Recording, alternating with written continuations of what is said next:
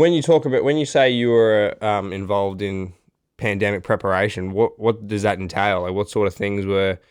Because I think everyone knows the famous thing, the famous quote last year. I think it was Obama said we literally had a handbook ready for a pandemic, and Trump threw it out the window.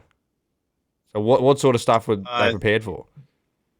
well, the Bush, several things happened in the early 2000s. Uh, Number one, the 9/11 attack, followed by anthrax, which alerted a lot of people in U.S. national security community, and for that matter, around the world, uh, to the threat of bioterrorism. They certainly knew about it before, but they started paying more attention. Uh, then came SARS, SARS 1, uh, and then H5N1 resurfaced. H5N1 is a pretty dangerous organism. Yeah, If that ever became if it ever easily transmitted between people, you're talking about something that would dwarf the lethality of is that a coronavirus of some sort or no, it's influenza influenza? virus. Yeah, yeah, that's right. Okay, and simultaneously with the resurfacing of H5N1, my book came out. You know, Someone who's a guy named Stuart Simonson, who's right now Assistant Director General of the World Health Organization, back then was in the Bush administration, an Assistant Secretary of Health and Human Services. He gave the book to his boss, Cabinet Secretary, uh, Tommy Thompson, and then Mike Leavitt. Mike Leavitt gave it to George Bush. Bush read the book. He was already, uh, I think, interested in this stuff. For that matter, he'd actually read my book, Rising Tide, and written me a note before he was president.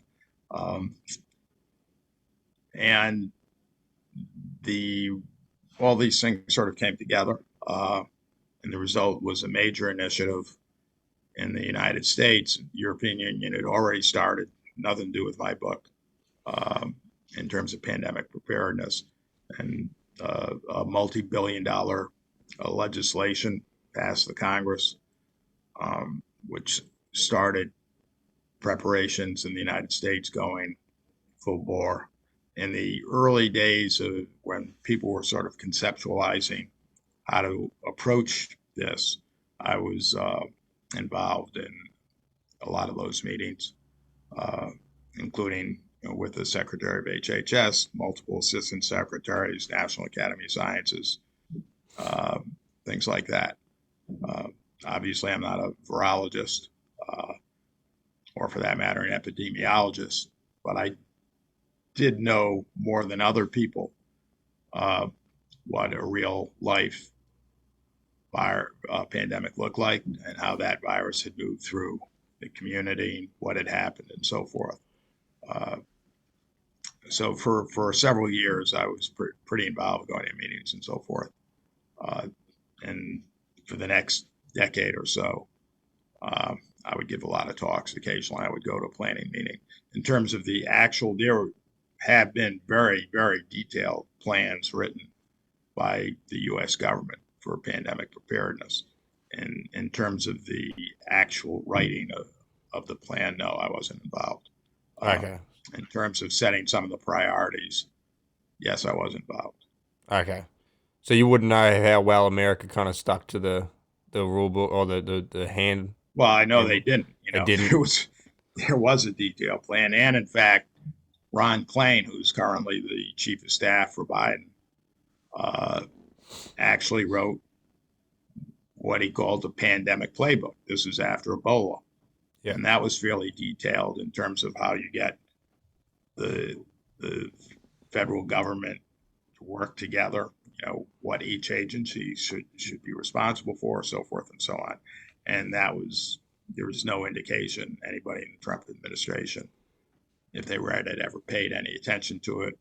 It's possible some people without a lot of power in the administration uh, were, in fact, I'm sure that, for example, a guy named Robert Cadlick, who was an assistant secretary for emergency preparedness, I'm sure he was familiar with it, but he didn't have the political muscle to implement any of it.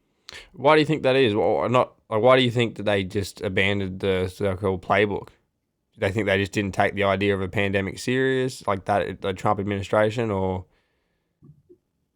Well, it's a question that everybody's asking. I can say nasty things about the Trump administration, which they fully deserve. yeah, Uh, the people who were making decisions just didn't value the input from the public health community. It's that simple. And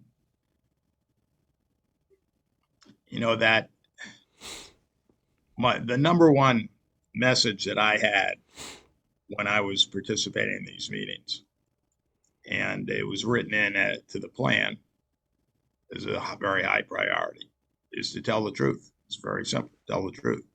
yeah. And that was abandoned pretty quickly, unfortunately.